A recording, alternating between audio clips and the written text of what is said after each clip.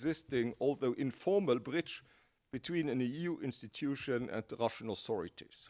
Many people in this room have been extremely supportive of this process or have participated themselves in such meetings.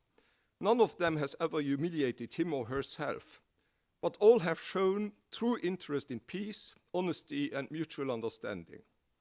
I read in the Kiev Independent that a fellow MEP from a Baltic state qualifies this initiative as, I quote, an example of Europe's betrayal of Ukraine, unquote. Well, it is not.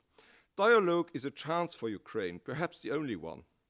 It is amazing to see that all those who say that they stand with Ukraine for as long as it takes succeed in fact in emptying that country of its population, in reducing its size over time, and in ruining its economy.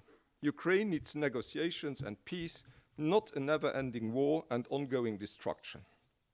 In the meantime, we have a new conflict in the Middle East. Perhaps it is about Israel, perhaps about China's oil supplies, or it must be seen as a last attempt to re-establish a monopolar world when multipolarity has already firmly established itself. There is no better person to shed light on the current international situation and to help us understand what happens than Professor Sachs. Professor Sachs has worked for decades on international affairs, got acquainted with hundreds of world leaders, addresses regularly the United Nations Security Council, and is one of the few remaining voices of reason and moderation that are so urgently needed in our world. As a professor of economy, he has developed numerous strategies to address complex challenges, including the escape from extreme poverty, international debt and financial crises, or national economic reforms. He serves as the director of the Center for Sustainable Development at Columbia University, where he holds the rank of university professor, the university's highest academic rank. He was director of the Earth Institute at Columbia University from 2002 to 2016. He is president of the UN Sustainable Development Solutions Network, academician of the Pontifical Academy of Social Sciences at the Vatican, commissioner of the UN Broadband Commission for Development, and frequently works with UN Secretary General Antonio Guterres, as previously he worked as special advisor to UN Secretary Generals Kofi Annan and Ban Ki-moon. Let me just say that I shortened his biography a lot, so it's only in a short number of his qualifications. Professor Sachs has authored and edited many books, including 3 New York Times bestsellers, The End of Poverty, Commonwealth, Economics for a Crowded Planet, and The Price of Civilization. Other books include one that I ordered recently, the one on Move the World, JFK's Quest for Peace, because I think it's dealing with the Cuba crisis, and which is a very topical issue again.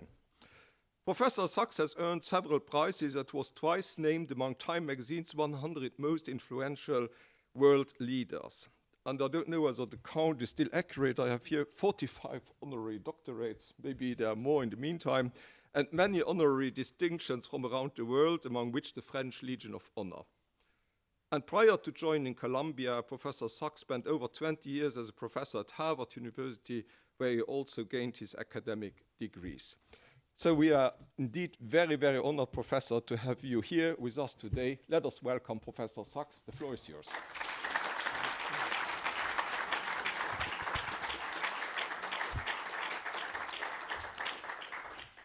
Thank you so much. I can't tell you how grateful I am to be together with you and the chance to brainstorm and to say how much we need.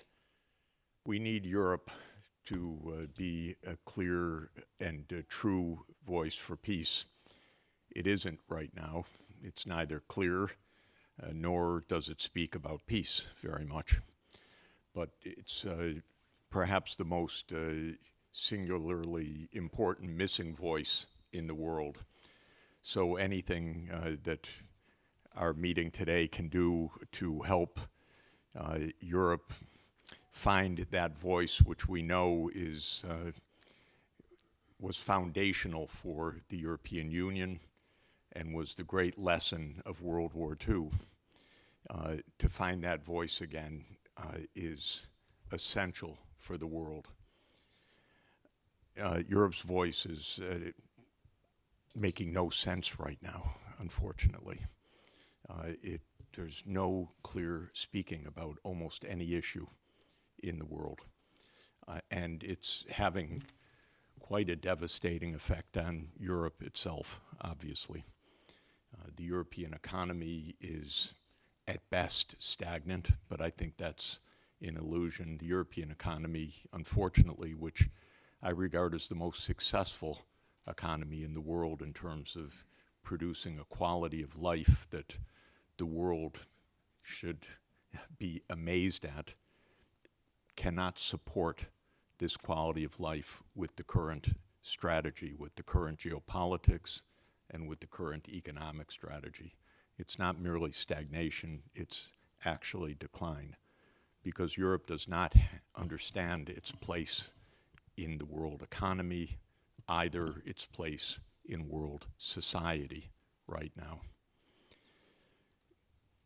There was a story either yesterday or today, I've lost track on the plane flight over, in the Financial Times, implying how Chancellor Merz made a big mistake by saying that the U.S. had humiliated itself in the Iran war.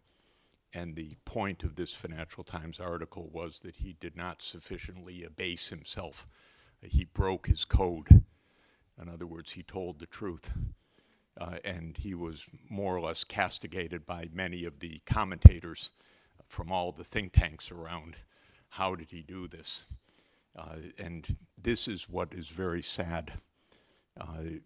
We're not able either even to distinguish the truth, and if by accident it gets spoken, it gets criticized for having been spoken.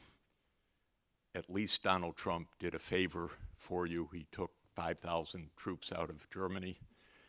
If Germany would say, thank you very much, take the rest, Europe would be much better off because Europe remains an occupied continent 80 years after the end of World War II, occupied mentally and occupied physically by the United States. The U.S. is not protecting Europe. The U.S. is confusing Europe.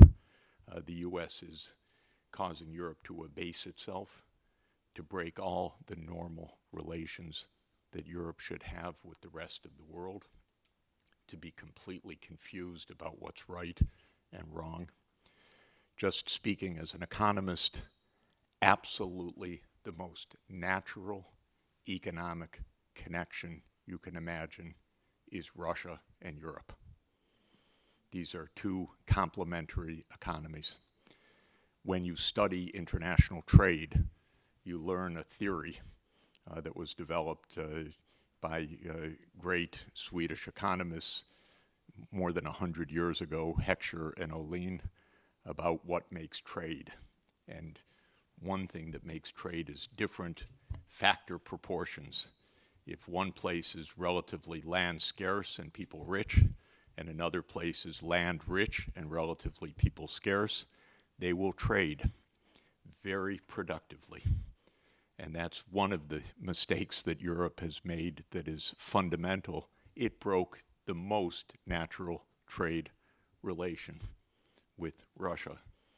And it's determined every day to make sure it's a permanent suicidal break, which is incredible because it seems there are no economists here in Brussels to say some basic truth. What are you doing? This is crazy. It absolutely is completely wrong-headed. But Europe is, because of the confusions caused mainly by the United States, as I'll emphasize, Europe is making mistakes vis-a-vis China. It's making mistakes vis-a-vis Russia. It is making profound mistakes in the Middle East, where this war of aggression by the United States and Israel against Iran, when Iran was doing nothing but trying to negotiate for the last 15 years, begging to negotiate, signing agreements, coming back to negotiate only to be killed by the Israelis and the Americans when they sat down to negotiate, and I mean that literally, not figuratively, on many occasions. Europe can't even tell what side is the right side. President Costa today, I just saw tweeted that Iran must negotiate. Excuse me, the United States and Israel launched this war, a pure, sheer, illegal, vulgar, disgusting, failed, violent war of aggression. Period. It's simple. It's not even complicated. And yet, Europe can't find the words to say the truth. Just a vignette, and then I will get to substance. When Iran was attacked on February 28th, there was an emergency Security Council meeting, a UN Security Council meeting. I was asked by several delegations to testify that day because I had been following these events very, very closely up to the moment of the attack. When I got there, par for the course, the chair was the UK, and they said, Professor Sachs cannot speak. Thank you very much. We won't have Professor Sachs speak, so I was not allowed to speak. But I sat down and listened.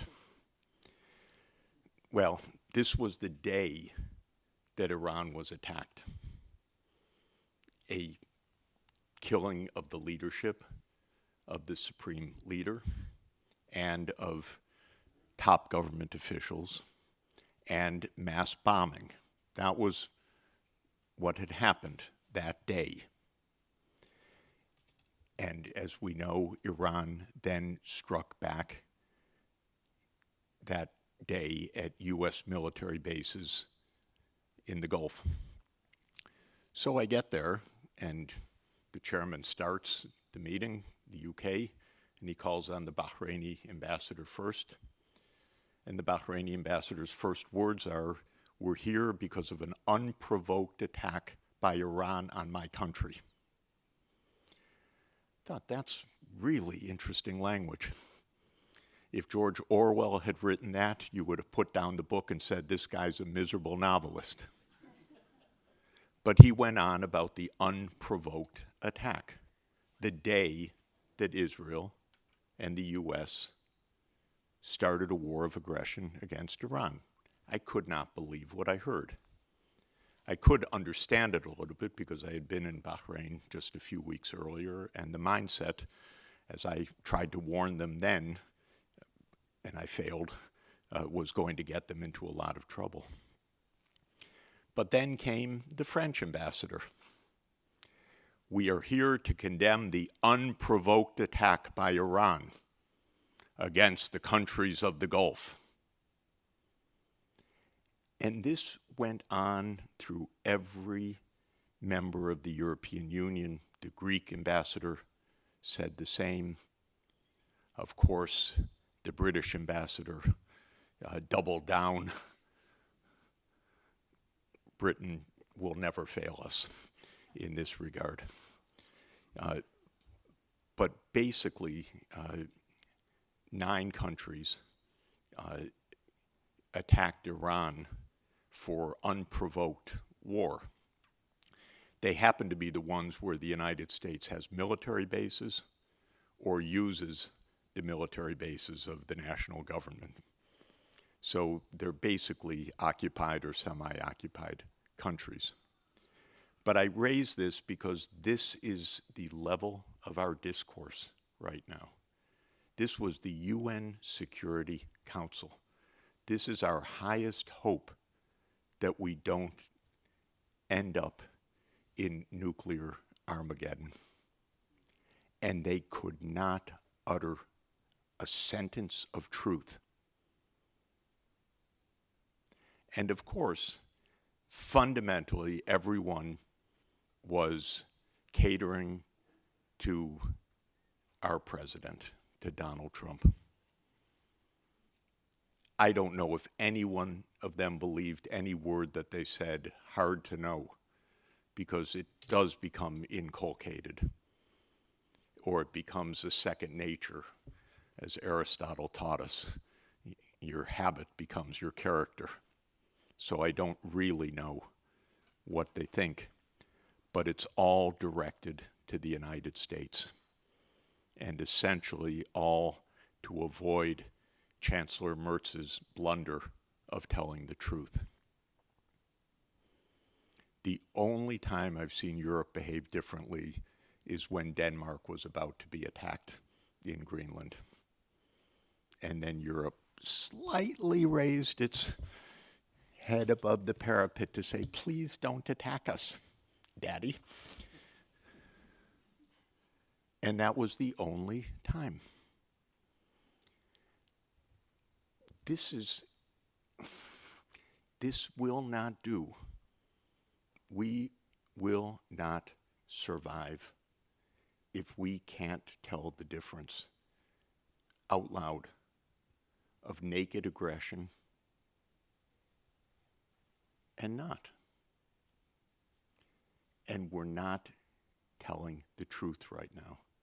And of course, Europe is getting more and more distant from that, even sanctioning people who try to tell the truth, which is something absolutely stunning, unbelievable, unimaginable for me.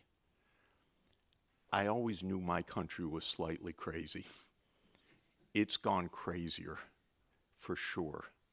I'll try to explain why.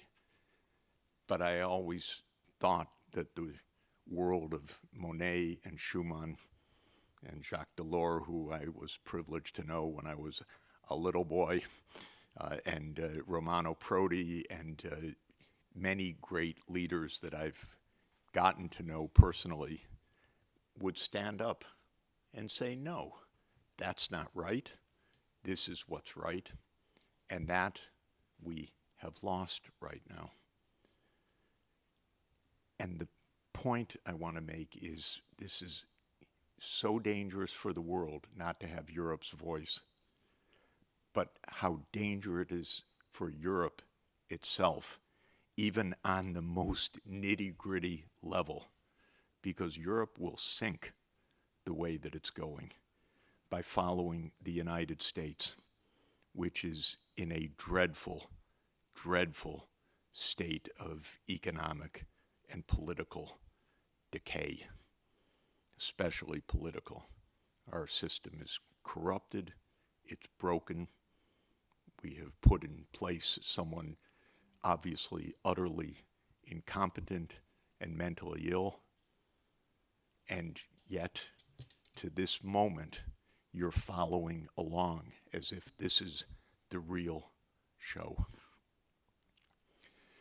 If you'll let me step back just for a few minutes of a little bit of broader analysis, very general, and then to try to come to the current specific issues. The most fundamental thing that is happening in the world economically is the recovery of Asia on the world scene. And that's part of an even more general process, which is the essentially catching up economically and technologically of the non-Western world. So there's a deep process that's underway at the scale of decades or even generations. And that process is essentially the following. For around 200 years, from 1750 to 1950, the Western world dominated the world. And it dominated the world economically, technologically, militarily, financially, and geopolitically. Any dimension you could look at, Europe, and then later in the period, the United States dominated the world scene. Of course, it started really with Britain and with industrialization. The single most important invention of modern history was the steam engine. It made the British Empire in its full 19th century glory. It made industrialization. Of course, it was followed by the inventions of Mr. Daimler and Benz, which made industrialization across Europe. But by the end of the 19th century, Europe had imperialized Africa and almost all of Asia. And the United States had finished its imperialization of North America, which was a lot of genocides and a lot of wars to do that. Something not to be taken for granted. It wasn't quite manifest destiny. It was a vicious genocidal conquest of native populations. But by 1890, that was completed, and then the U.S. went out to create its own international transoceanic empires, starting with Hawaii and then the Philippines and Puerto Rico and Cuba. This dominance was extraordinary, and it probably would have lasted another couple of centuries, because the way empire works is not only do you extract all the resources, but you make sure that your colonies don't develop. They remain uneducated. They remain with infrastructure that only goes to the mines or to the plantations, but not to serve the local populations. And so the dominance of empire would have continued for quite a while. But of course, Europe succumbed to two civil wars, two absolutely devastating, brutal civil wars. And without World War I and World War II, I think if you wrote counterfactual history, my guess is that European imperialism would have lasted probably another century or so.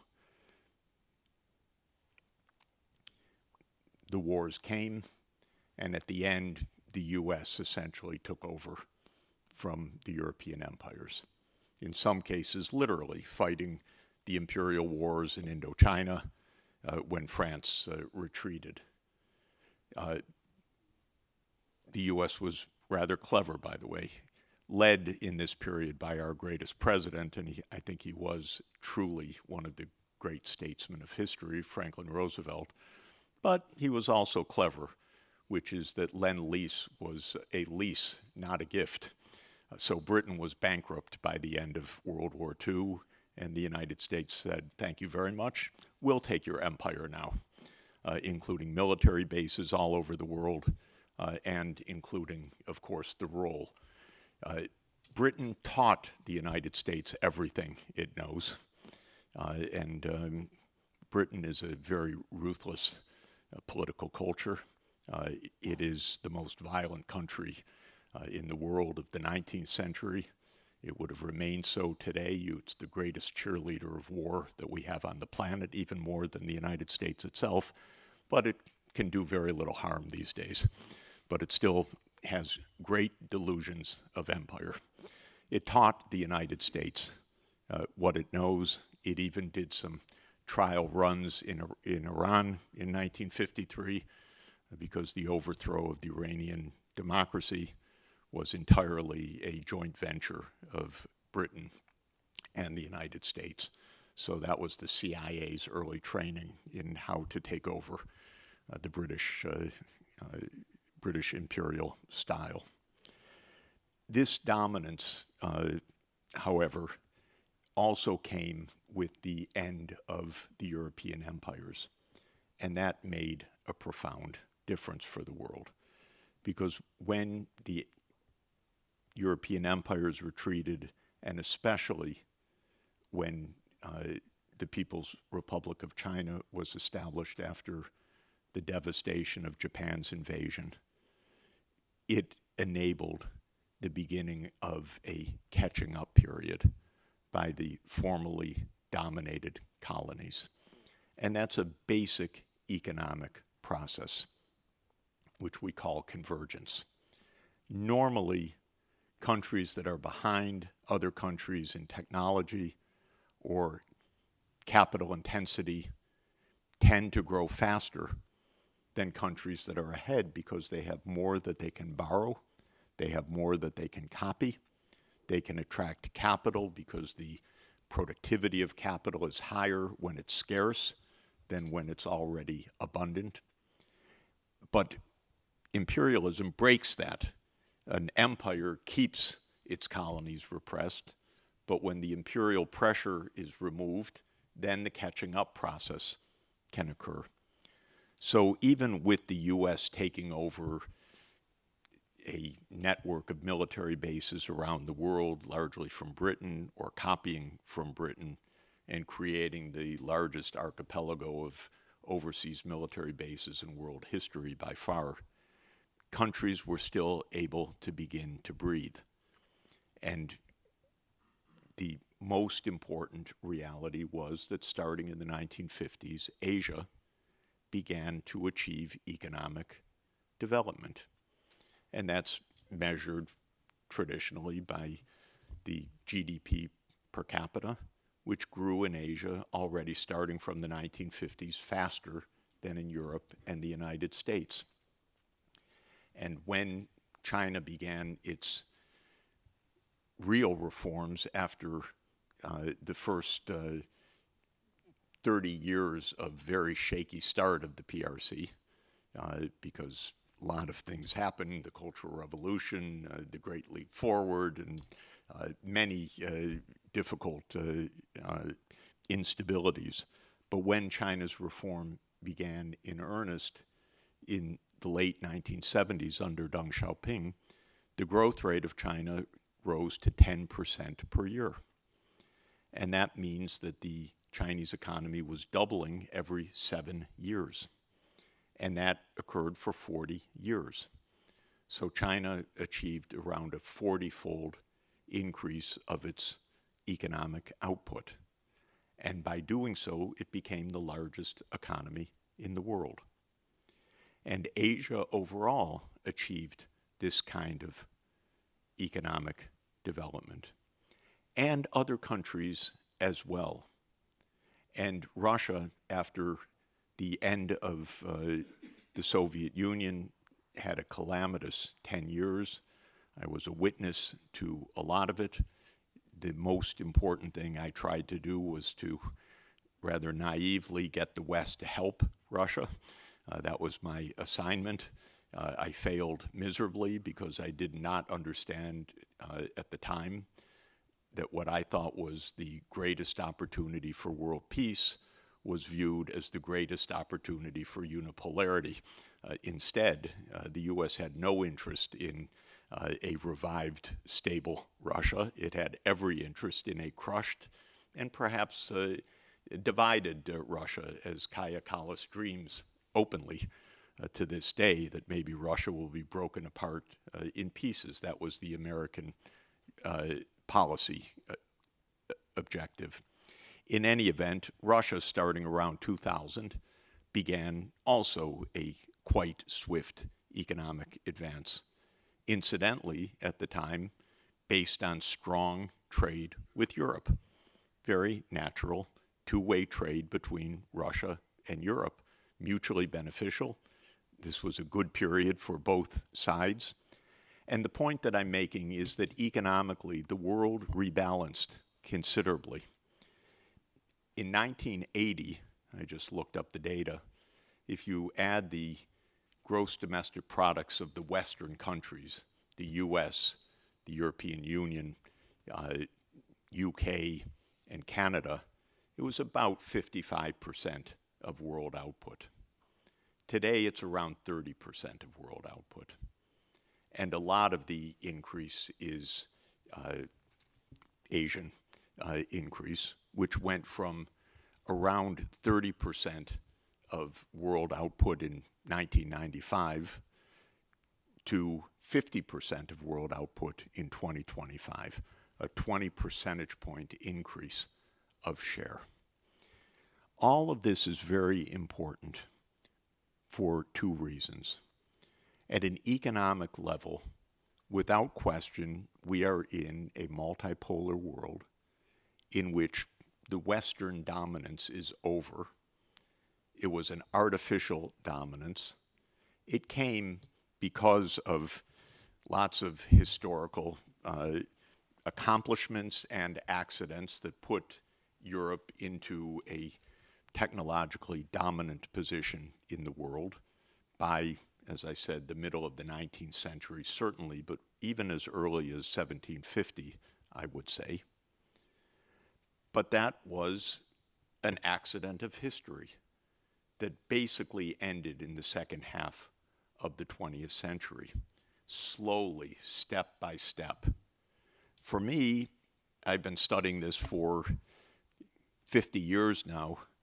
This is just the normal thing that you study, economic convergence. I'm a development economist, so this has been on my radar screen for 50 years. No surprises. Really no surprises. I wrote a book in 1997 for the Asian Development Bank where I said that between 1995 and 2025, Asia's share of world GDP would rise by 20 percentage points. I happened to hit it exactly to the percentage point by accident. But the point is, looking in the mid-1990s, you could project this. For the politicians in Europe and the United States, though, this was not something expected. By 1992, the United States knew we're alone in the world. We're the sole superpower. We won. We're the greatest colossus that ever strode the planet. We're Rome 10 times over. They believe this. They're ignorant, by the way. I know them personally. Some of them have been my students, but they didn't do well, or they forgot what they learned in my classes. And there is a naivete, I have to say, in the political class about economics. We own all the goods. We have the choke points. We're in charge. They're just stealing. Whatever cliche one wants. The idea is we're great, and therefore we're on top.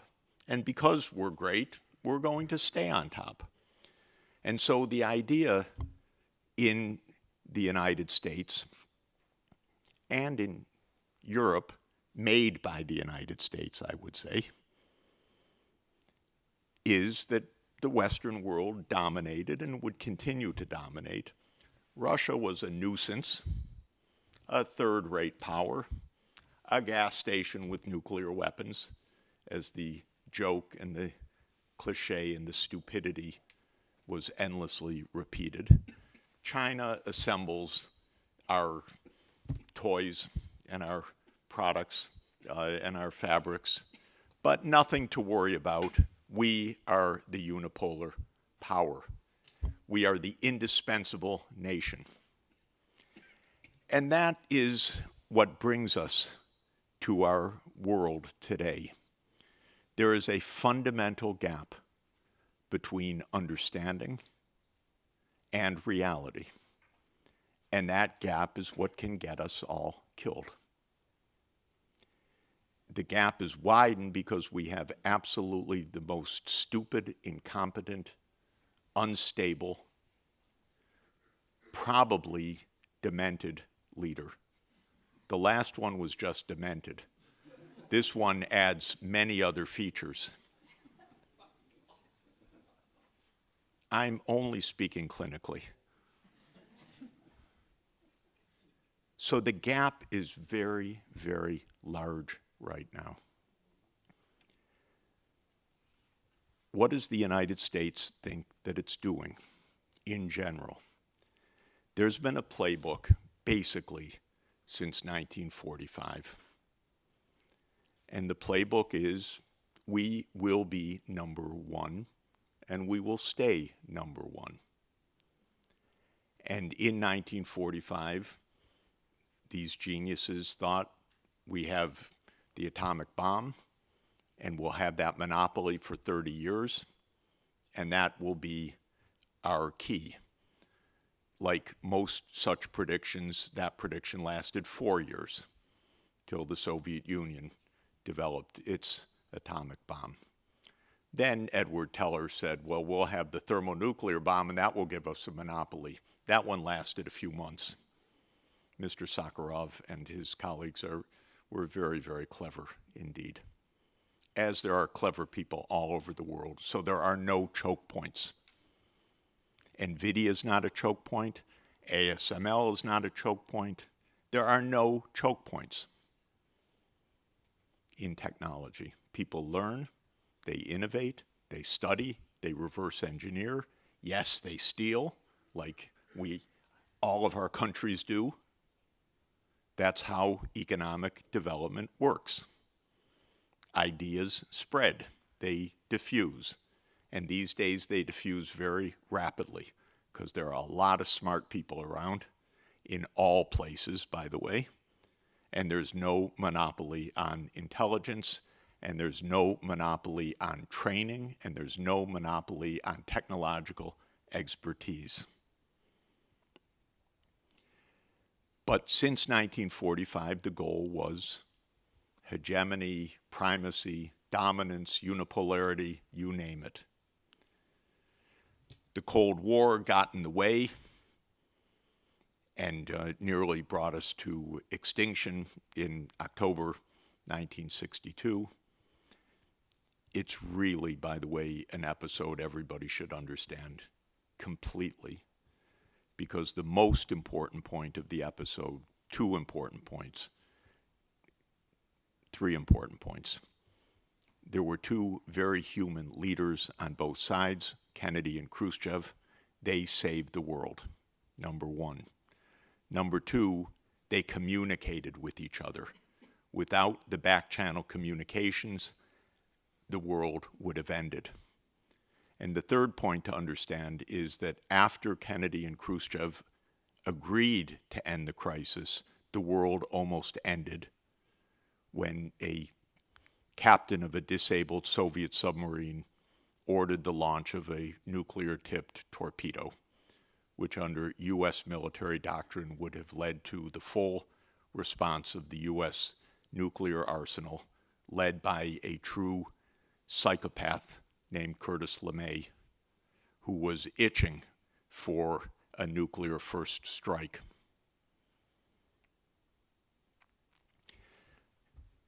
Well, we survived, not quite by a miracle. We survived by the humanity of Khrushchev and Kennedy and the diplomacy of Entente and the prayers of Pope John the 23rd, and somehow we got, and his encyclical, which he had hand-delivered to Khrushchev and Kennedy, somehow the world got through on a human basis then.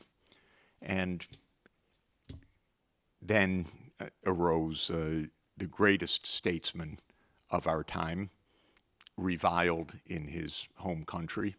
I'm speaking of President Gorbachev, the greatest man of peace in modern times. Maybe he blundered in many ways, but he was the true man of peace, because he said this Cold War needs to end, and we're not going to fire any shots in the process. And he let the whole thing happen. And I witnessed it firsthand, and it was something you would never see in expect to see in a lifetime. I'll tell you just one moment, another vignette. I was advisor to the Polish Solidarity Movement in 1989, and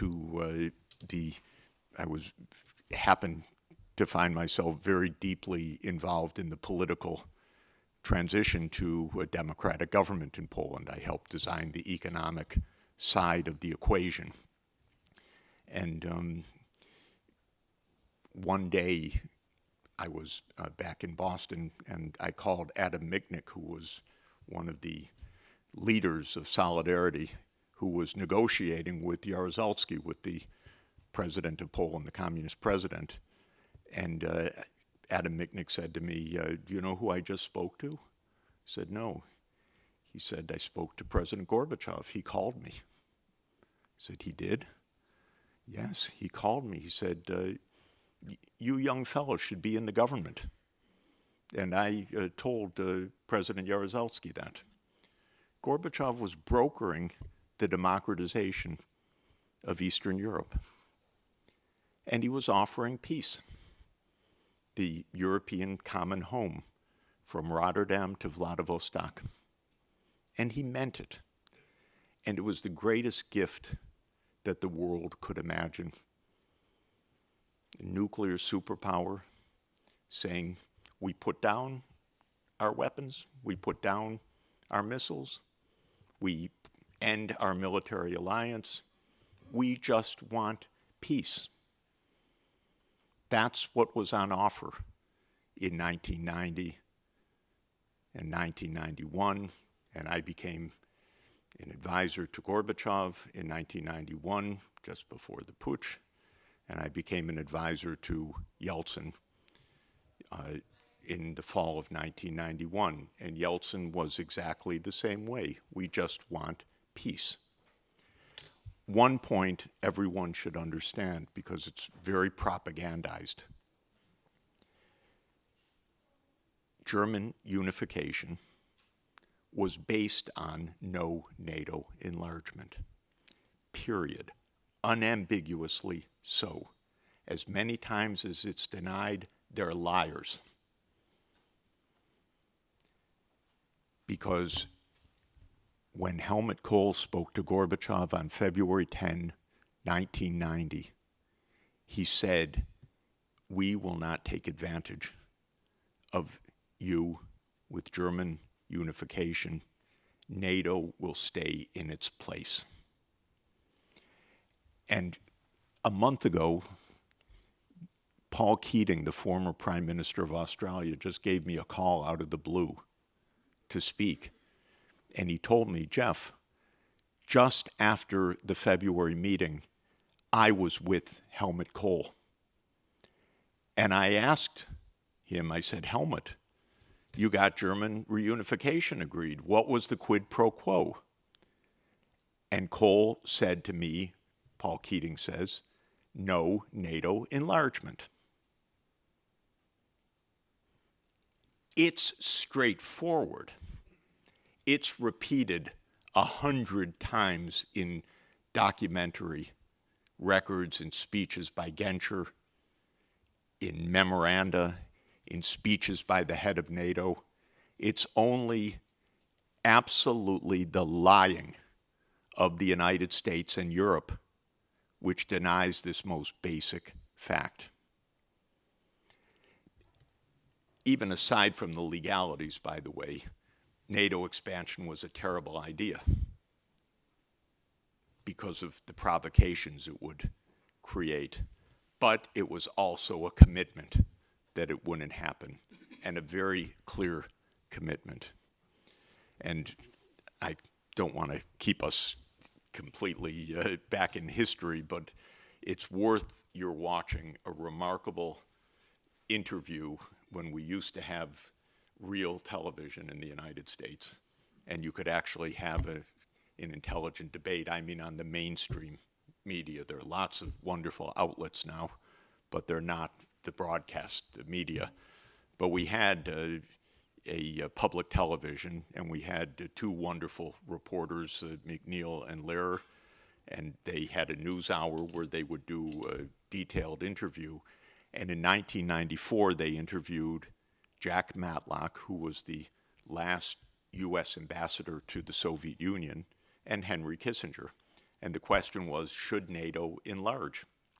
And Ambassador Matlock said, no, we're just developing normal relations with Russia. Why should NATO enlarge? And it could upset things, and we have a process, we're building trust. No. If something happens in the future, we may reconsider, but no. So McNeil turns to Kissinger. Should NATO enlarge? Yes, of course it should enlarge. Why, Mr. Kissinger? Well, it should enlarge. There's this no man's land in Central Europe. Well, are the Russians a threat? No, they're no threat. Could this provoke Russian anxiety or antagonism? Yes, absolutely. Well, then why do you call for NATO enlargement? And Kissinger says, it's worth watching, it's remarkable. He says, if you can't antagonize them when they're weak, what are you going to do when they're strong? It is like Thucydides and the Athenian generals telling the Melians, we're going to destroy you. The arrogance of it, the stunning imbecility of it, frankly. The man was very clever in many ways, but that's about the most stupid sentence I know in modern diplomacy. But the point is, ladies and gentlemen, we were interested in winning, in dominance, in putting our pieces on all the board. We were not interested in peace.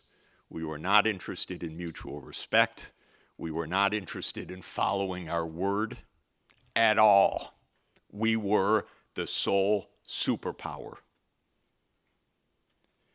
And Europe got the idea, that's great. We're part of the team. This is good. I was the most enthusiastic champion you can imagine for European enlargement, by the way.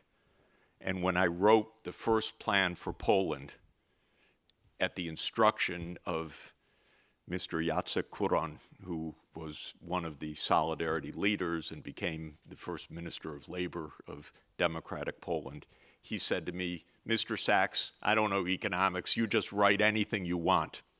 But the first sentence is, this plan is for Poland's return to Europe. He just wrote the first sentence of the document. And I believed it completely. My document said in 5 years, Poland will join the European community at the time. So this was the idea that we're going to just make Europe expand. But I thought it was going to expand all the way to Vladivostok, frankly. Not that it was going to make a new wall 1,000 kilometers to the east. Where did that idea come from?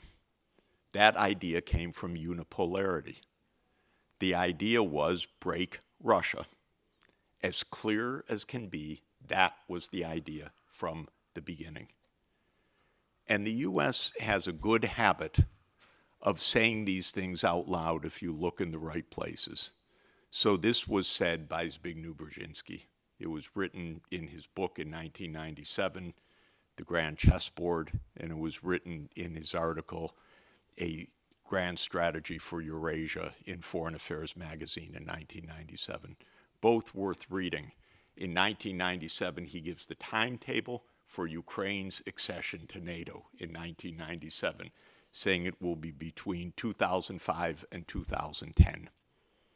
So that was the plan. And Brzezinski openly said, Russia, maybe it will become a confederation of 3 parts. There will be a European Russia, there will be a Siberian Russia, there'll be a Far East Russia, in a weak confederation. The dream. Then the United States dominates Eurasia. That was the explicit point of the book in 1997. And Europe became part of this exciting story. Expansion for Europe became important, but the naivete of Europe in this, frankly, is amazing to me, because this is such a clear agenda.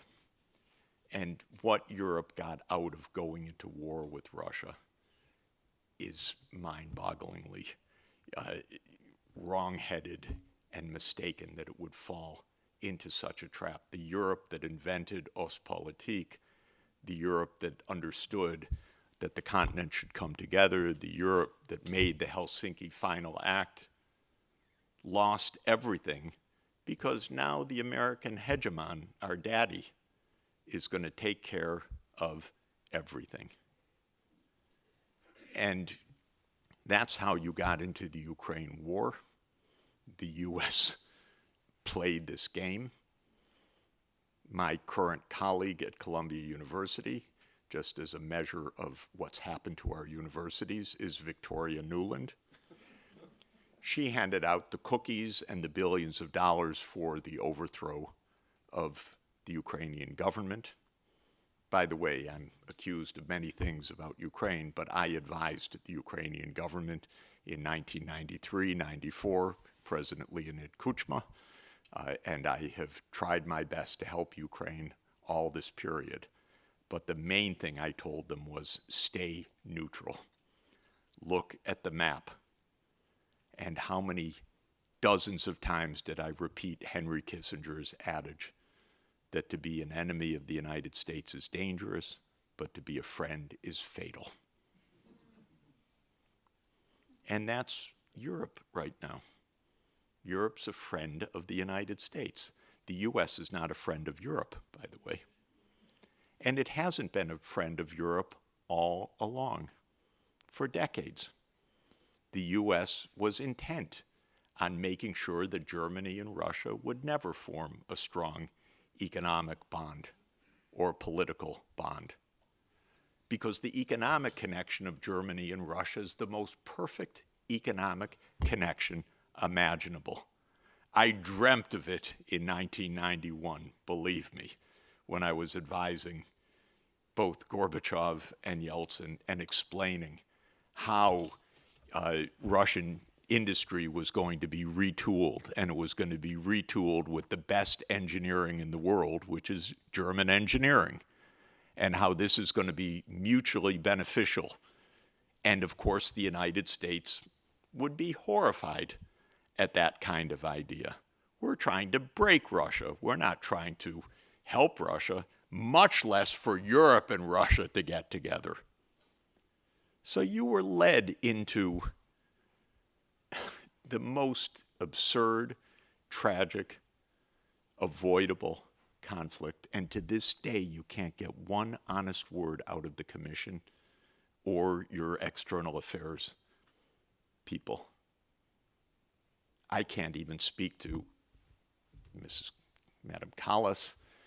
And just footnote, I advised her father, who was the governor of the Central Bank of Estonia. I designed their kroon.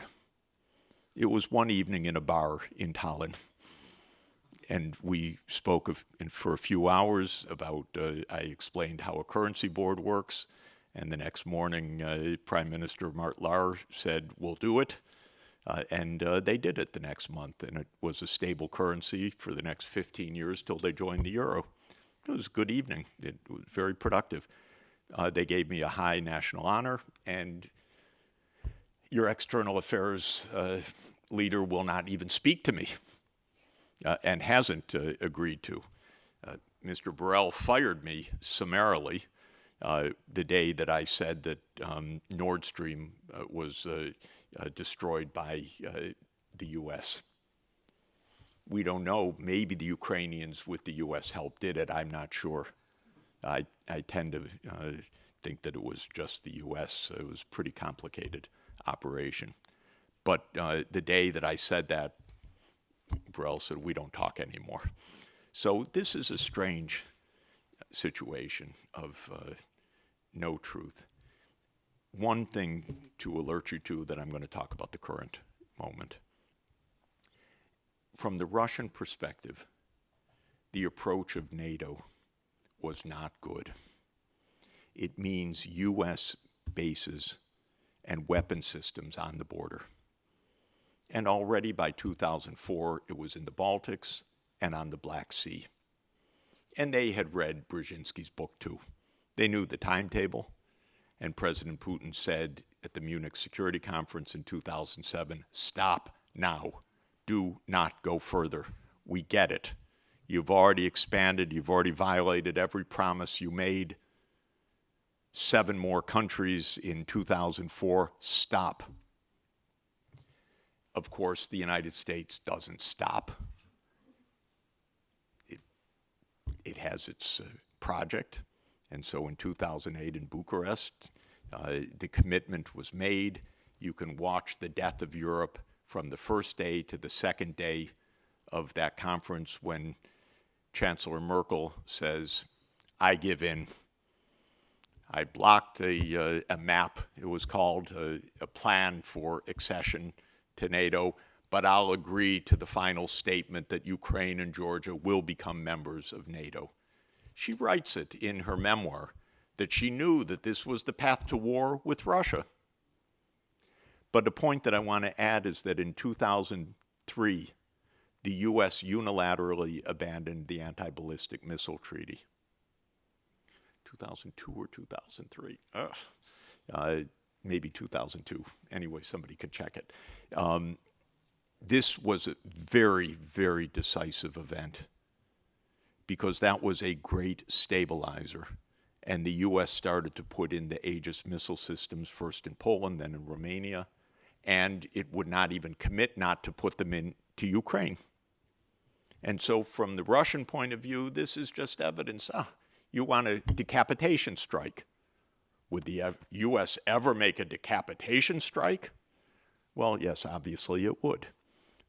And the Russians were rightly very upset about another unilateral action by the United States of destabilization.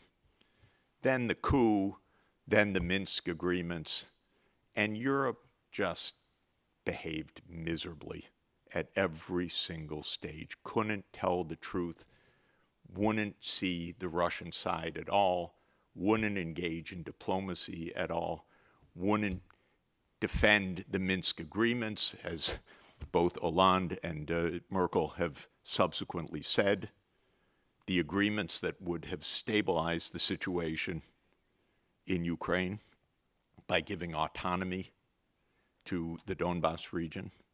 No, they blew it off because the U.S. was not interested, and Europe does what the U.S. says. That's the basic point.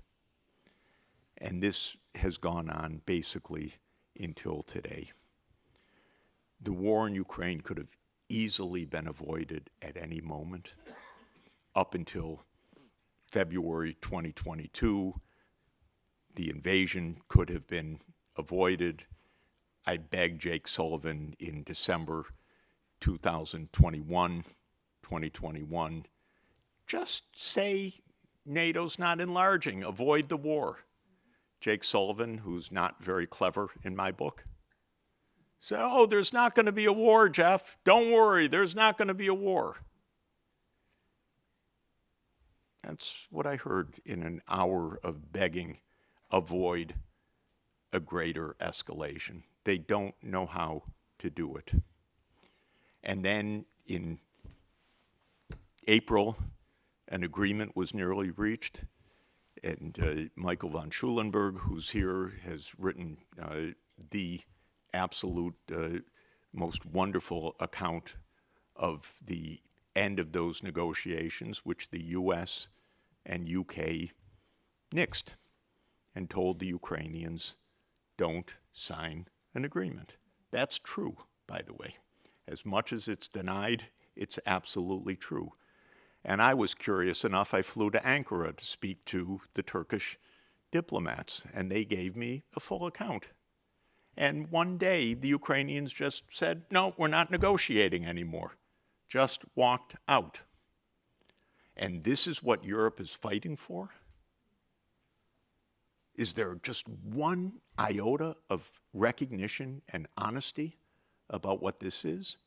And when Michael and I were in the Vatican in the spring of 2022, saying, stop the fighting, because nothing good can come out of this. Well, the Ukrainian ambassador was furious, and all the Western ambassadors were furious that we were even there. And had they followed what we wrote, and I wouldn't change a word, Michael, from what we wrote, not a word, it would have saved probably 1 million Ukrainian lives, probably another 1 million casualties.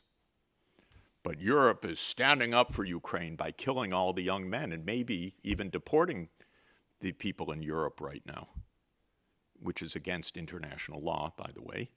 But everyone's flirting with get these people back to Ukraine so they can die on the front line because we need to keep them fighting for a little bit longer while our remilitarization takes hold.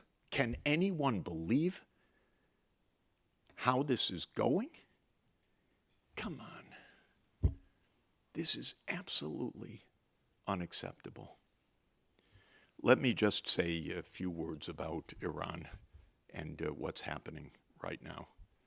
And then we'll stop for discussions. Iran is, like I just described in a summary fashion for Ukraine, a war that it's not even a war of choice. I call it a war of whim. There was no reason for this war at all.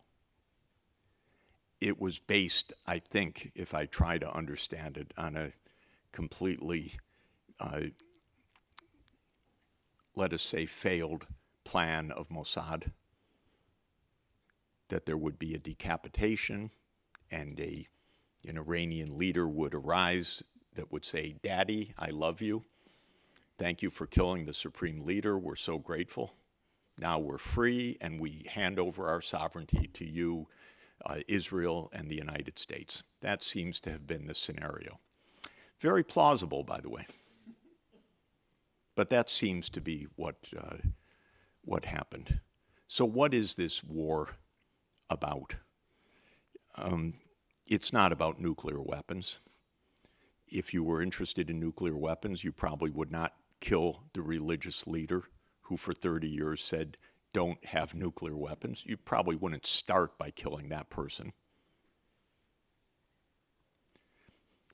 You probably would not have ripped up the agreement that was signed in 2015 and that was unanimously adopted by the UN Security Council and rip it up in 2018 if you were interested in Iran not having nuclear weapons at a time when Iran was scrupulously keeping to the below 3% enrichment and in which there was full monitoring by the International Atomic Energy Agency. So what is this war about? Well, the most important point is that the day that the war started, Benjamin Netanyahu, who is the world's leading war criminal in a literal sense, tweeted that this is his dream of the last 40 years. And I had to apologize because I had given dozens of speeches saying that he had wanted this war for 30 years. I was mistaken because I had not tracked his period before becoming prime minister. So I didn't realize it was his dream, even as he was aspiring to become prime minister. But I did know that from 1996 onward, very explicitly, this was his idea. Israel wants military hegemony in Western Asia. This is simple. It's not a secret. And the idea is twofold. One, greater Israel with unknown borders, but perhaps stretching from the great river of Egypt to the great river of Mesopotamia, according to Genesis chapter 15, verse 18, which some American officials seem to believe is international law. Or something like that. Right now, there are about 8 million Israeli Jews, about 7.5 million, and something like 8 million Palestinian Arabs in this land. But the idea is that the Jews should not only own all that land, the Israeli Jews should not only own all that land, but at least a piece of Syria, at least a piece of Lebanon, and who knows what else, because the borders were defined in Genesis, according to Ambassador Mike Huckabee.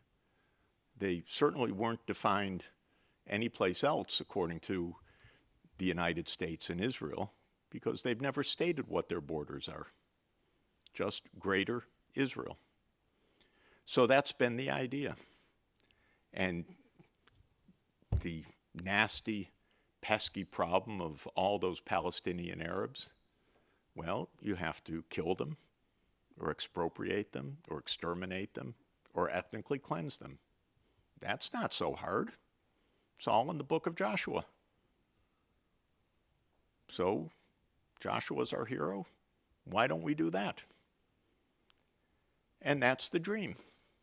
And then Netanyahu realized in 1996, and he wrote it in a document with his advisors called Clean Break, that this would create resistance, that governments around the Middle East would not like the extermination or expulsion or ethnic cleansing or apartheid state of the Palestinian people. Some may stand up to it. And the UN General Assembly repeatedly declared that armed struggle is legitimate in the face of the denial of political self-determination. Legitimate, by the way.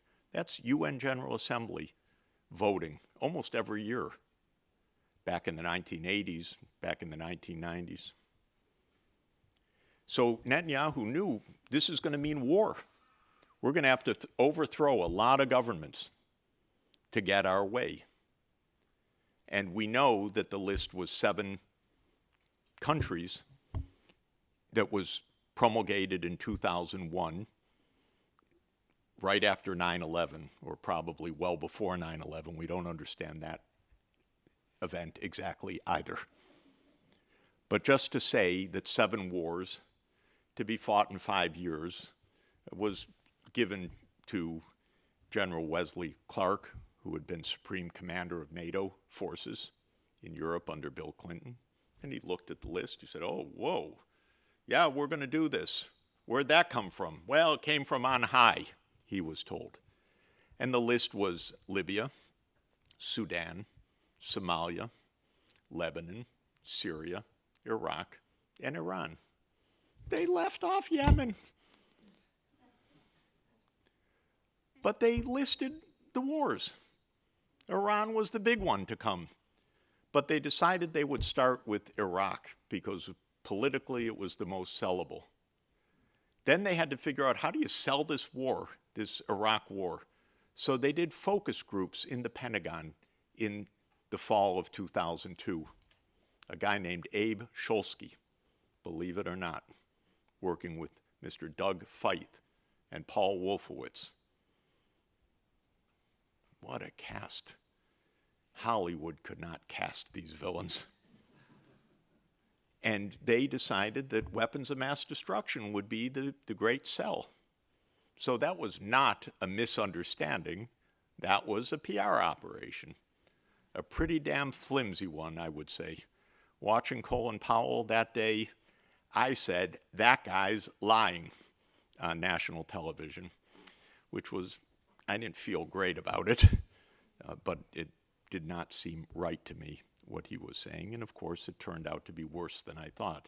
It wasn't a misunderstanding or bad intelligence. It was a PR operation. Anyway, the war in Iran has been on the books for a long time because the U.S. toppled Iraq. The U.S. toppled Muammar Gaddafi, right according to plan, not according to the timeline, but according to plan. Israel played a major role in breaking Sudan in two. Did you know that? Israel played a major role in the South Sudanese insurrection. Insurrections are organized affairs, by the way. They are not spontaneous uprisings. They are expensive.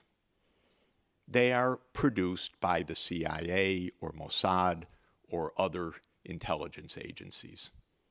People need guns, they need training, they need logistics, they need intelligence, they need munitions. These don't just come out of nowhere, ladies and gentlemen. So these wars were concocted, and Iran was the last case. And Netanyahu tried to convince every president from Clinton onward, go to war with Iran. And Donald Trump brags. He says, every president before me didn't do it, but I did it. This is absolutely accurate. You are the stupidest, most incompetent. You bought it.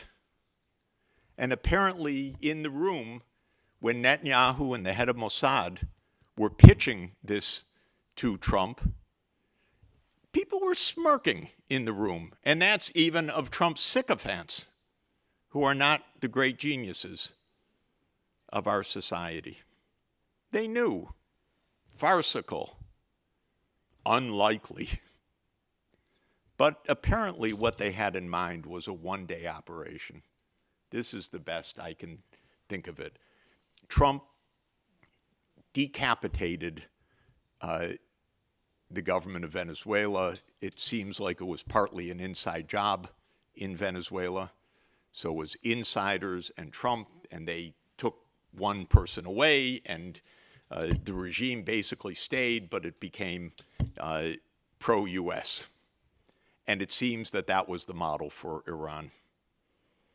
And lo and behold, it didn't happen. And since then, they don't know what to do. It's easy what to do. The first principle of rationality: when you're in a hole, stop digging. It's simple. You go home. There's nothing more to do. Just go home.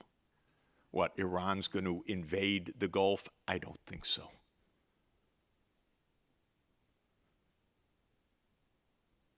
No, they're not. They never were. They're trying to survive, thank you. And they will survive. This was a lunatic operation led by two madmen, Netanyahu and Trump. I can tell you, inside our government, we have no process anymore. This is a one-person show, actually. This isn't even the madness of the CIA. I actually think there's good reason to believe the CIA did not believe in this, which is unusual because they believe in a lot of crazy things. But I think this one is really Trump and Netanyahu. And Israel wants this war to start every day, and it probably will. And maybe yesterday was the start of the shooting. If it happens, there will be devastation for the world that will last for many, many years if we're lucky to escape ultimately World War III out of this. But Iran has absolute deterrent capability. Iran will shoot back. Iran will, when attacked, will attack back. And nothing that the US or Israel will do, can stop that. And that's the basic fact. So it's actually also not complicated. Your plan didn't work, go home. Why European leaders can't see this beats the hell out of me. Why does President Costa write what he wrote today? Why can't Europe say, this was a dumb idea? Stop. They do kind of. We have to give enormous credit to President Sanchez because he spoke clearly and honestly. And this is a great, great tribute. But in Brussels, not a word. In NATO, God forbid. So this is where we are. You're being very, very poorly led right now. First led by the United States, which is in a complete state of confusion and delusion. And you're breaking apart your economy and risking this society. Thank you very much.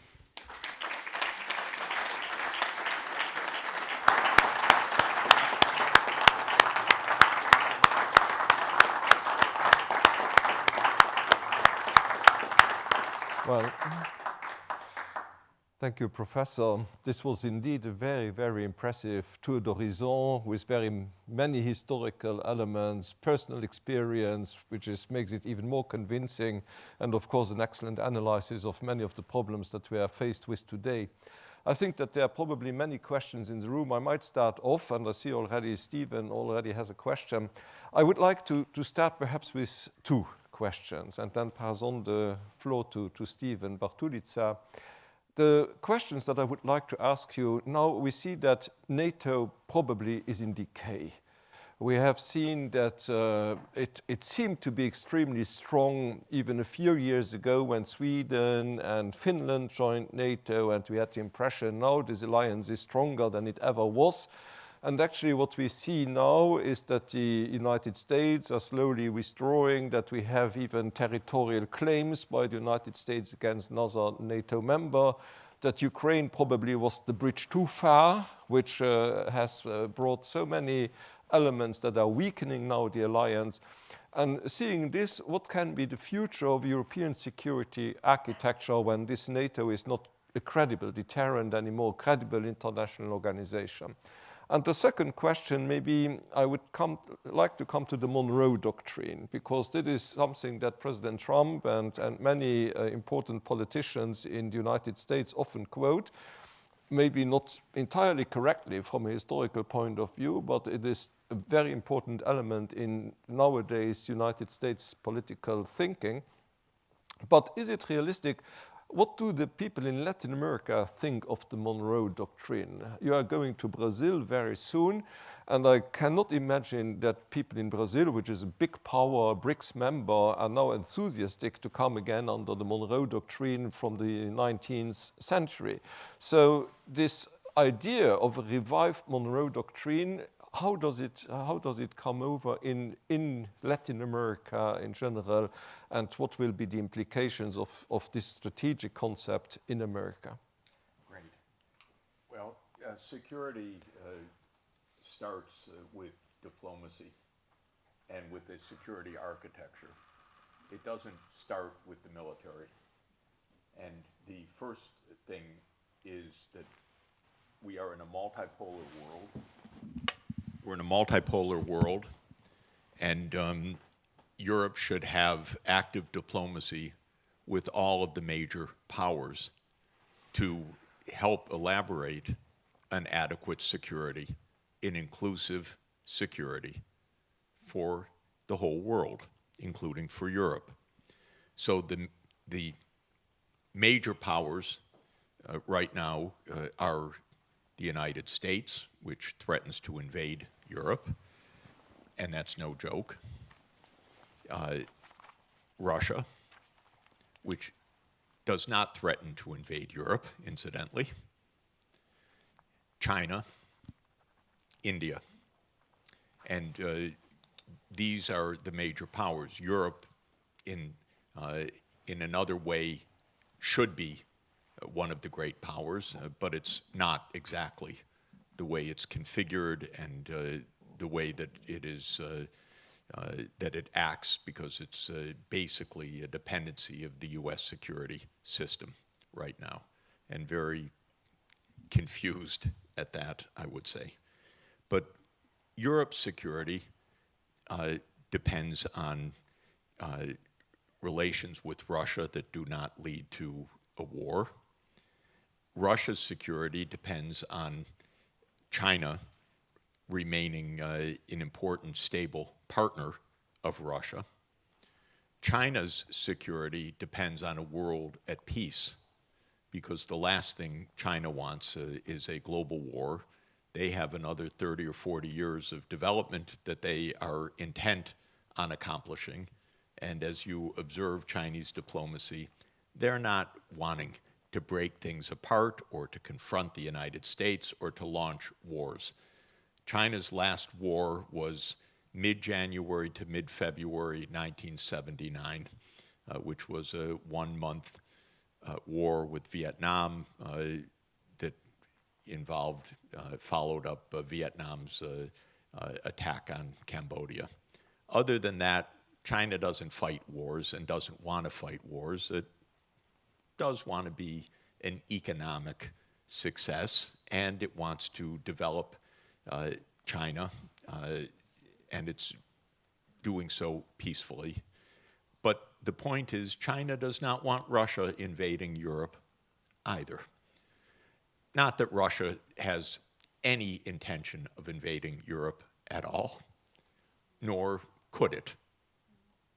And maybe Russia will finish with the Donbass, but that's been a long, grueling effort, and the Donbass is still far from Brussels. I don't expect Russian troops to show up here anytime soon. So I think the fantasy world of the European leaders is really something astounding. Let me distinguish a few of the leaders. Starmer and Britain has been Russophobic since 1840.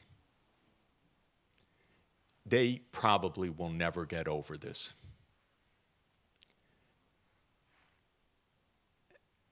I won't tell you all the adjectives I would like to use, but every word that comes out of the UK about Ukraine, about almost anything, is nuts, because it's even more delusional than the United States.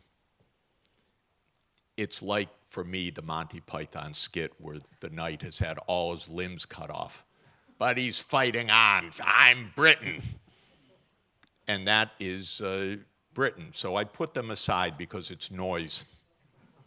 It actually doesn't really matter whether it's Boris Johnson or Keir Starmer or anyone else. It's been basically this way since even before Palmerston. So that's Britain. Germany, for heaven's sake, should know better.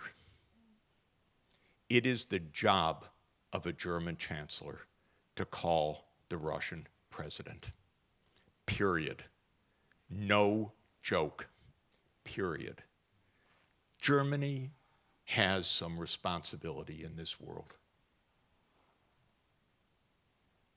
Germany has some bilateral issues with Russia that should be attended to.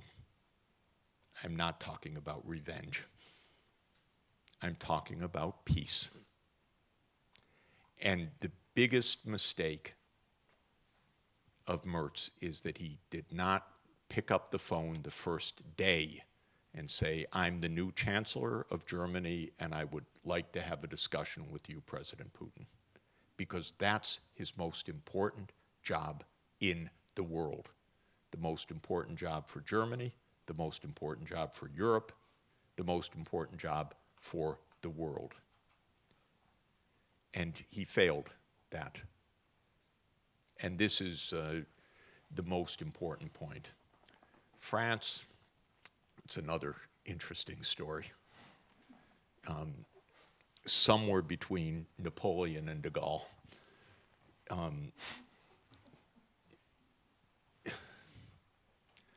my God. I don't know. It's too strange. But the truth is, France is a nuclear power, and it's a nuclear deterrent for Europe, and that's also fine in the context of sanity, of diplomacy, of discussion. So Europe, it's not about building the military as the first thing, maybe not the last thing. It's about reestablishing a dialogue, knowing how the last 30 years went, especially with Germany. I assume that Chancellor Merz knows what I just told you about Helmut Kohl's promise to Gorbachev. If he doesn't, he ought to check the records. And then he ought to call his counterpart. Because this is an absolutely basic point. Germany became, by the way, a big cheerleader of NATO enlargement already in the early 1990s. Very strange, very strange. After the promises. And look at Genscher's speeches. He's completely explicit that NATO won't move eastward, and he doesn't just mean the GDR. He means period. There's no ambiguity about these points. So all of this is to say, there are 1,000 reasons why Russia is not going to invade Europe. 1,000 reasons why this hysteria is both wrong, utterly self-defeating, putting Europe into a mindset that is economically destructive, because you're breaking one of the most important economic relations that this union needs, which is with Russia. I don't believe any of these breaks is irrevocable, but of course, they're all extremely dangerous and difficult to put back together, so I would like the diplomacy to get started sooner rather than later. And I would like the question you asked me, I would like European leaders to discuss this with Xi Jinping also. What is your view, President Xi, about our relations with Russia? Where is security going to come in this multipolar world? Good question. I'd love for European leaders to ask President Putin, we're worried about this. What can we do to establish indivisible security on our continent once again? A claim that we adopted in Helsinki Final Act. What can we do? I'd like to know the answers, the thoughts about that. By the way, the Russian foreign minister is the single most talented foreign minister in the whole world, Mr. Lavrov. He is an encyclopedia of modern history. He is an extremely impressive interlocutor. It just wouldn't hurt if someone in Europe spoke with him. You might learn something. He's very smart and very interesting and knows the history intimately. And it would be a very good, very fascinating discussion and an important one. So these questions need to be asked. Of course, not to me, but to between the leaders. What can we do to build security? I'm not against a military deterrent, by the way, but it's the last point. And the idea that we're going to be military superpower, this is so wrong-headed completely. Peace through strength means annihilation through mutual destruction, that's all. Peace through strength is just about the dumbest slogan of the war industry. Peace through disarmament, peace through mutual respect, peace through negotiation, peace through good sense. Those all make sense. So, when it comes to the Monroe Doctrine, it is so completely different from what people seem to think it is.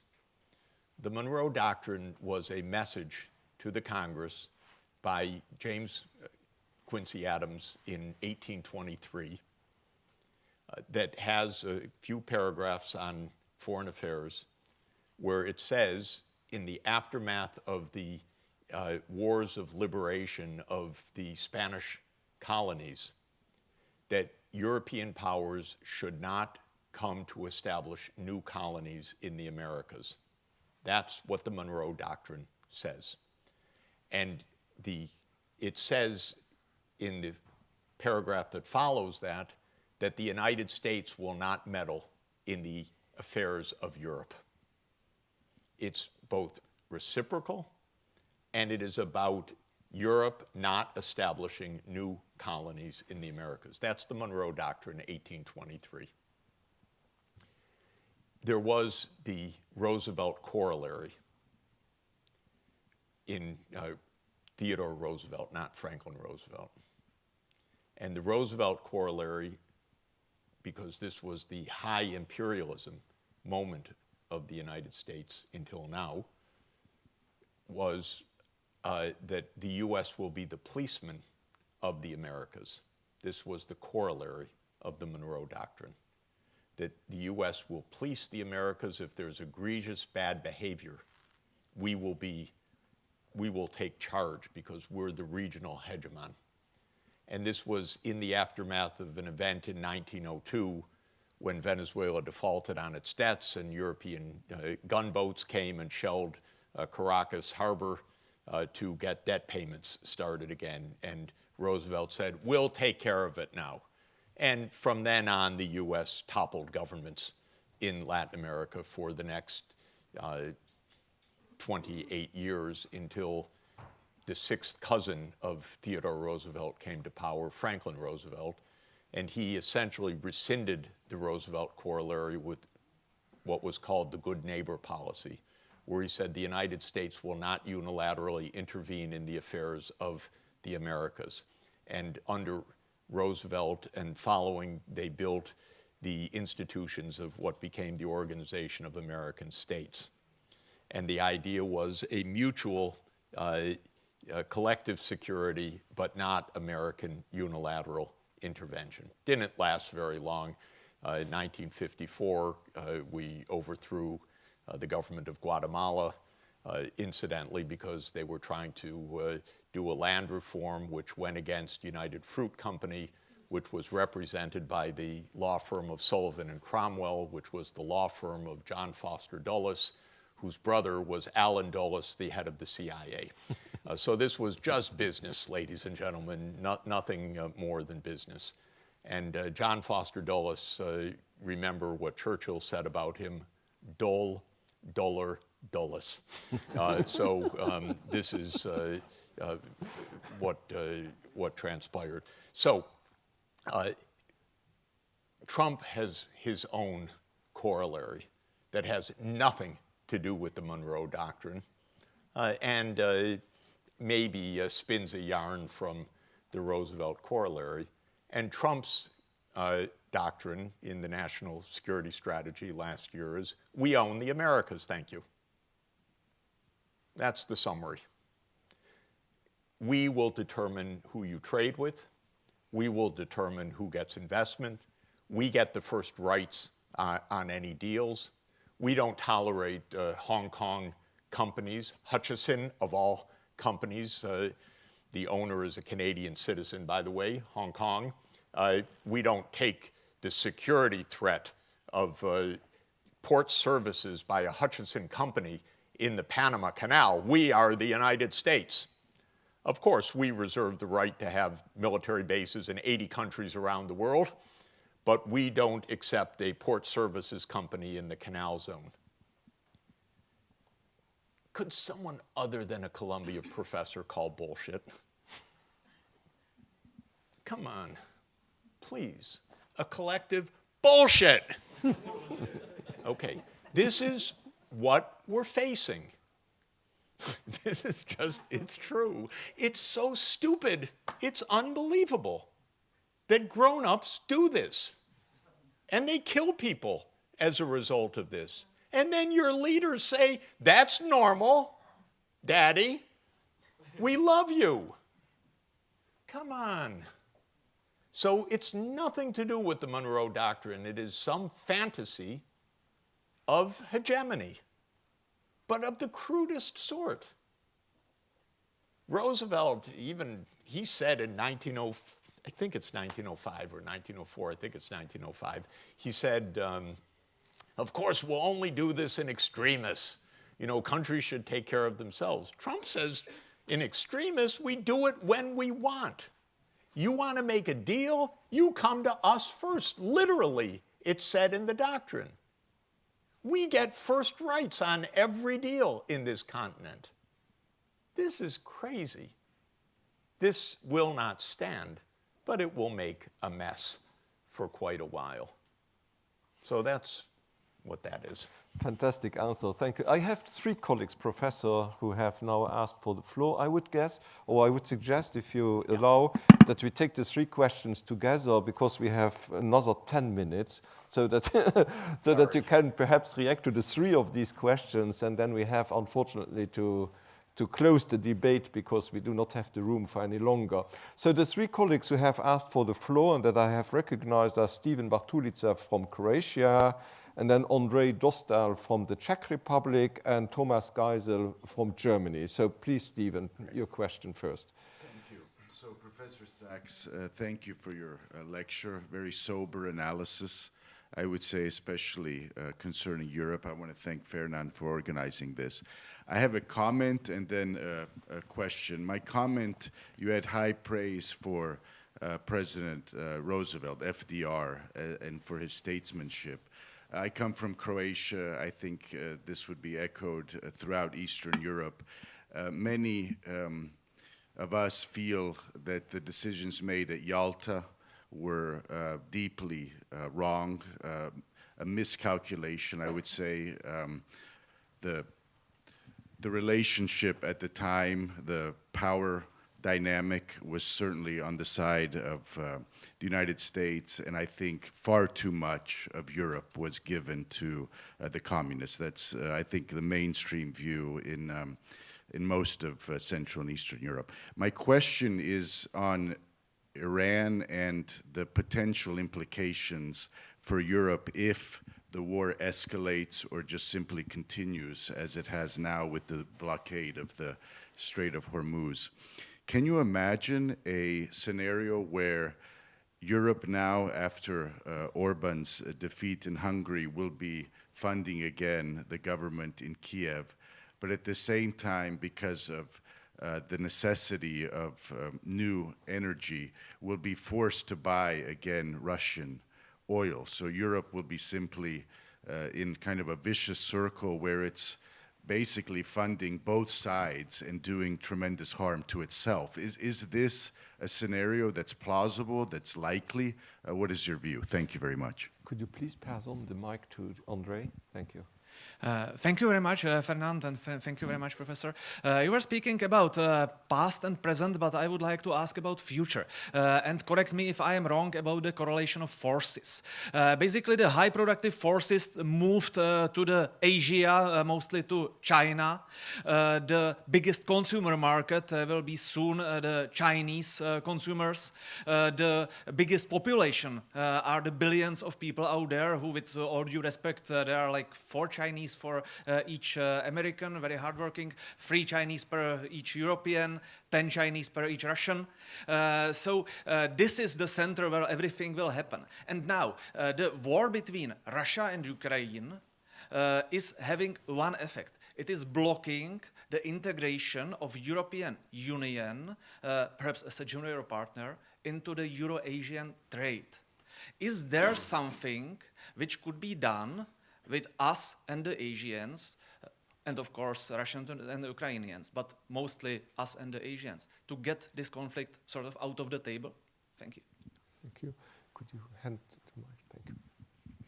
Professor Sachs, you mentioned at the beginning of your presentation the, how do you call it, the complementarity in economic terms between the European Union and Russia. You're certainly aware that is something that President Putin actually also mentioned in his speech before the Deutsche Bundestag when he got standing ovations from all parties at the time. I guess this may have been the reason why the Americans for a long time sort of tried to achieve the objective avoiding, you know, a detente between Europe and Russia, or what they call the Axis Berlin-Moscow. And don't you think it's a tragedy in my sense? I mean, President Trump seems to have deviated from this classical neoconservative politics. I mean, he seems to try to overcome the isolation of Russia, and now it is just Europe, actually, who seems to continue this policy to avoiding any ties between Russia and Europe, despite the complementarity. And I mean, how would you explain that? Isn't that completely self-destructive? Thank you very much. Can you do that, Professor, in 7 minutes?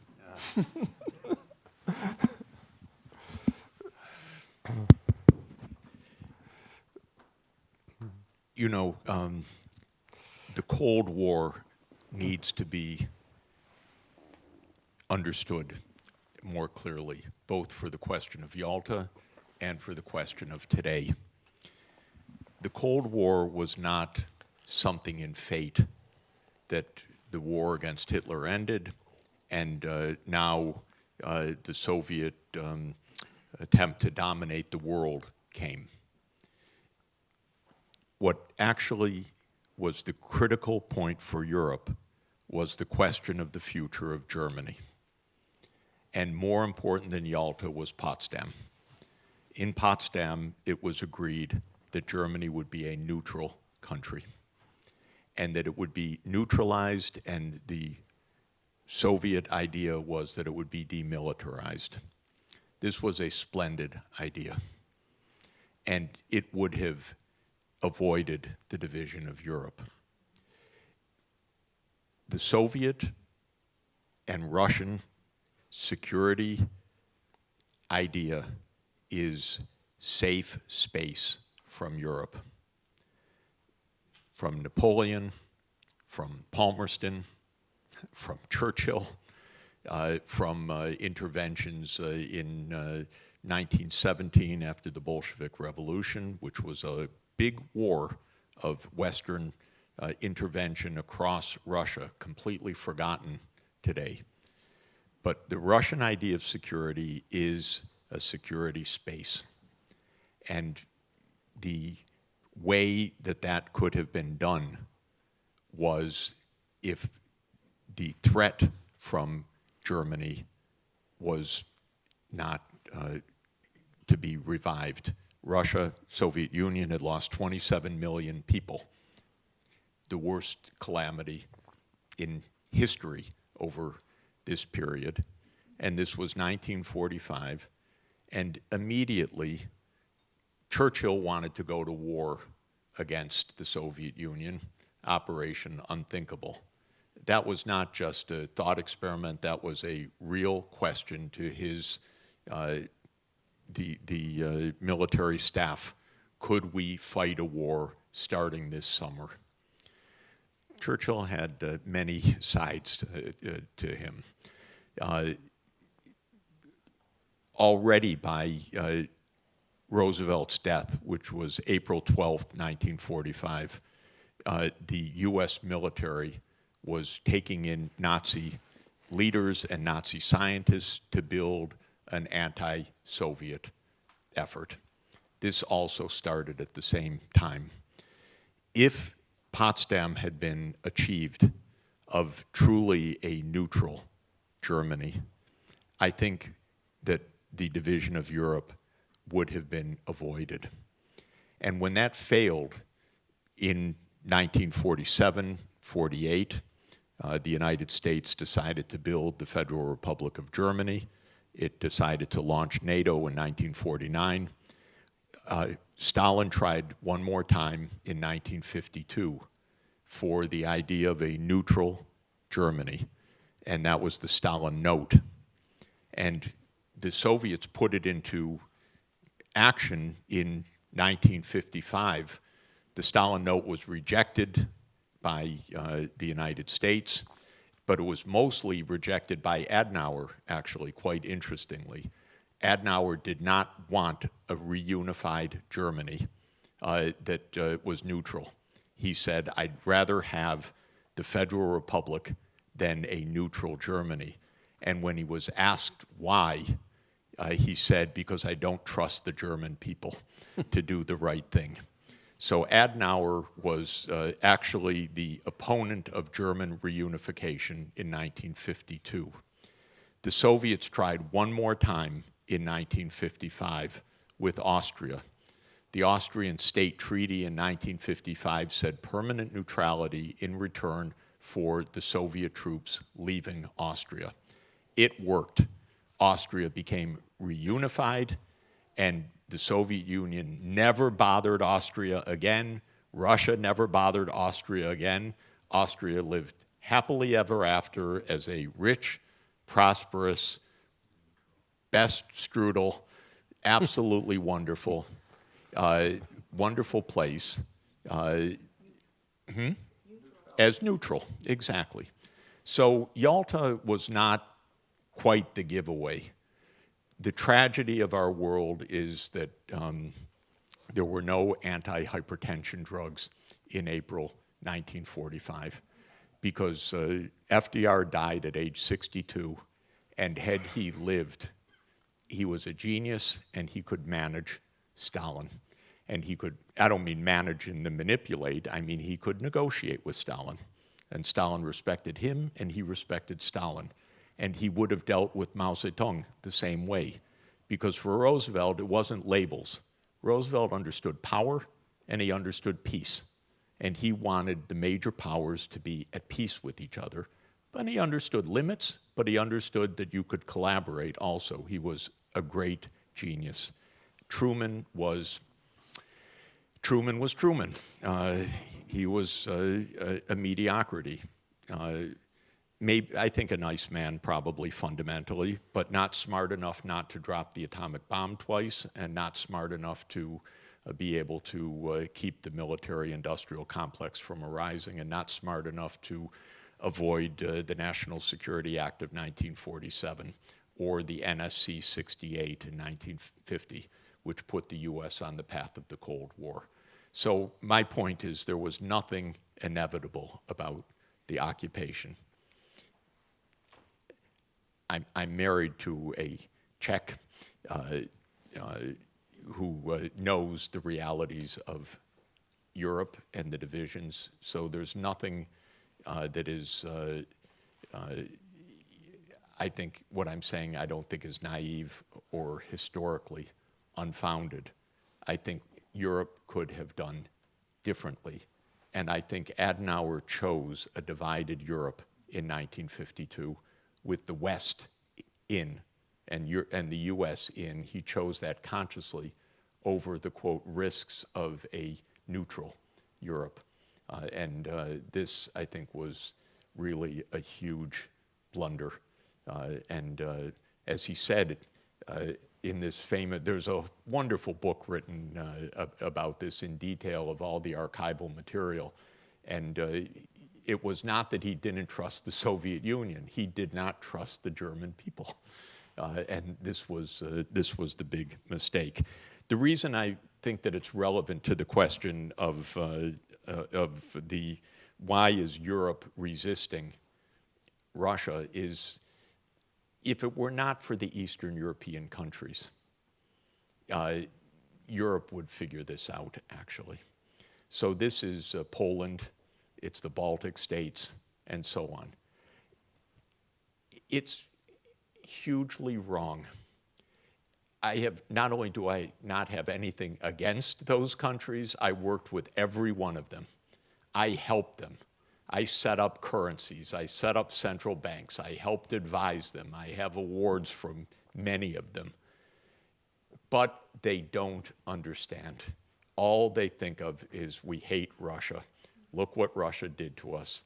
And we never want to be close to Russia again. These are countries where 25% of their own population are Russian, ethnic Russians. This is a hatred. It is not a mature politics. What Kaya Kala says is not diplomacy, history, it is visceral. And it is completely destructive, I'm sorry to say. This is not how Europe should be. But Europe got caught. I was a huge supporter of enlargement as fast as possible. But honestly, I know Sikorsky, I know the Polish. I advised Donald Tusk in May 1989 how to become a government. So I've been there for a long, long time. Their hatred of Russia is over the top, irresponsible, dangerous, absolutely self-defeating. That's the truth. And if it weren't for this fact, France and Germany and Italy and Spain and Belgium and so forth would figure it out, by the way. This is partly enlargement that has done this. But Europe needs a good talk internally with some strong voices internally. We're going to keep you safe, but stop the Russophobia. Stop the Russophobia. It doesn't help. It doesn't make us safe. This is the most important point. Stop the hatred. Everyone hates everyone. That's how we all get killed. We hate the Iranians. We hate this. We hate the Palestinians. We hate blah, blah, blah. Stop. Everyone's got their story. We need diplomats that talk with each other. Discuss, calm down, but don't have external affairs people spouting hate. This is not any path to safety. So this is what's happened here, frankly. And it's very sad. And I loved the expansion to these countries. It was my life's work for years and years and years to help them. And it worked economically, by the way. It really worked. They gained, just like I said in 1991. They went from a third of German per capita income to 2/3 of German per capita income over a 30-year period. Pretty much just on the prediction line, by the way. That's how economics works. That's convergence. But the hatred needs to stop. Part of Europe's problem, seriously, your memories are too good. You know, when I got to Belgrade and I was trying to help the last federal government of Yugoslavia, of course, they were worrying about the battle of 1389, yes. Oh, God. And Poland is, upset about, of course, the partition of 1795.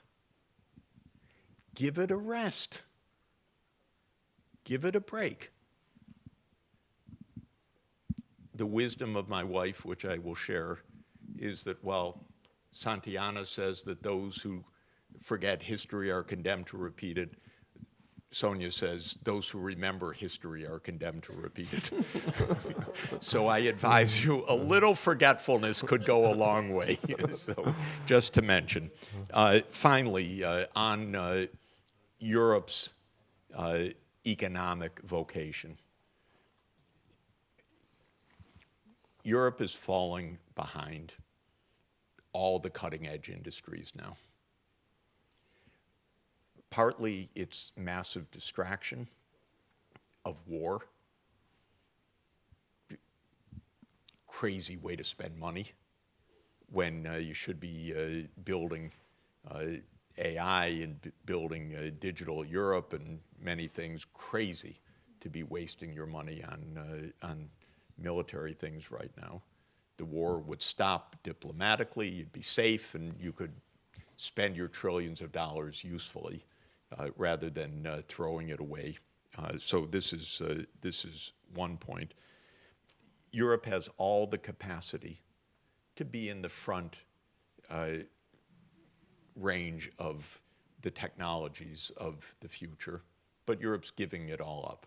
I was going to say two things. One is distraction. The other, frankly, is the main industry of this continent in manufacturing, the auto industry, failed. It failed to move to electric vehicles, and this is a huge mistake of incumbency. Understandable. German internal combustion engine vehicles are the best in the world, the best in history, no question, period, by far. But no one's going to drive them in 20 years. Nobody. You're going to be driving BYDs or something else. Or it could be you'll drive electric vehicles made by industry here, but you better hurry if that's going to be the case. I like the fact that Volkswagen is making a major investment in China, because maybe it'll learn something quickly. And that will be very, very good. So this is self-harm, is the incumbency factor, and then the war distraction factor. And then two more things. Europe needs an economic strategy that it doesn't have right now. It's amazingly still 27 countries after all of this union. And every one of those markets is too small to support world leaders. And so you're losing on scale, even though this is a very big economy if you aggregate across the 27. It's not big if you keep the barriers for finance and innovation and parcel up the continent the way that is still done, shockingly, today after all of this time. This is still too divided. You don't even have an infrastructure, modernization infrastructure program for the EU-wide. You have 27 independent projects. Come on. This is not right. So this is a scale factor that really needs to be overcome. And industrial policy completely depends on scale. You need to compete with the US and China. And you can't. You know, you have one company in the top 50 market capitalization in the world. One, ASML. One. Europe's top innovation cluster in the EU 27 ranks 12th on the list. That's Paris. 3 of the top 6 are China now. Number 1 is Shenzhen, Hong Kong, Guangzhou. Number 3 is Beijing, and number 6 is Shanghai. And Silicon Valley is 4th on the list. And the other 2 are Tokyo and Korea. So 5 out of the 6 are Asian now. So China and Europe should be working together, trading together, friendly together. That's also key for your security. You want to make enemies of China and enemies of Russia, which is what Europe is doing? Are you kidding? Call me when the US invades Greenland, and then we'll talk about it. Okay? Because you're doing everything wrong for your security. You're looking in the wrong direction. And if you want security with Russia, make nice with China. Don't make an enemy. And if you want to have a 21st century climate safe world, cooperate with China. It's the leading green technology economy of the world. Europe should be. Europe led all of this, but it gave up. And if you want to have real projects, you have a global gateway, pick up the phone and call the Belt and Road Initiative and say, we, the global gateway, will invest eastward, and you guys invest westward, and we'll meet in Samarkand. And I want to be there when the 2 meet, because then you will make a united Eurasia, and this will be, of course, the center of the world economy. It will be green, digital, prosperous, united, secure, just like it should be. Well, of course, Africa is another story, which I spend a lot of time on, and China's going to be the partner of Africa, by the way. So it would be nice if Europe was too, but Europe's given up on all of that stuff right now. Ukraine and Russia's the only thing on the radar screen in foreign policy and in economic policy. It's crazy. It's absolutely obsessive. And it's as if every word that came out was coming from Estonia. That's what it's like. If you were going to see Europe's future from Tallinn, it would be as if you were doing that, which is a little bit odd, frankly speaking. Nothing personal, but take a bigger perspective.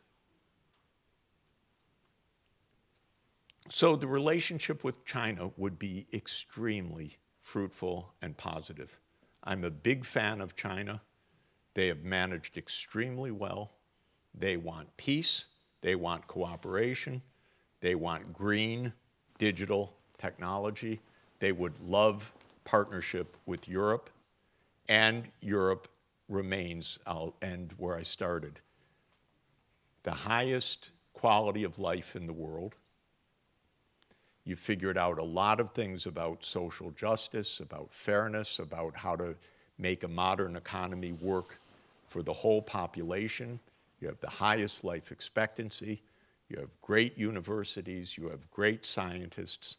So you have everything to make it work. There's nothing desperate here except the lack of direction. Thanks. Well, ladies and gentlemen, thank you, Professor Sachs.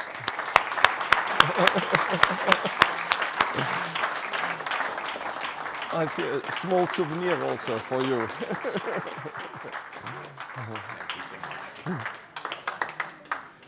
We have to run, if not I would...